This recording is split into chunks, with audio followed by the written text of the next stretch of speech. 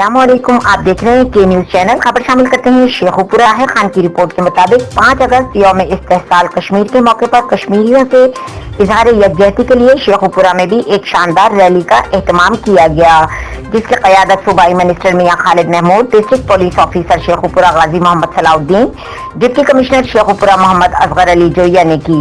Rally में Sheikhupura police, जिले इंतजामिया, हुकूमती नुमाइंदे, जर्नलिस्ट, रायबान, वकला साहिबान, सियासी और समाजी शख्सियात और हर मकतबा फिक्र के लोगों ने भरपूर शिरकत की, जिन्होंने बैनर्स, प्ले कार्ड्स, कश्मीरियों पाकिस्तान परचम उठा रखे थे।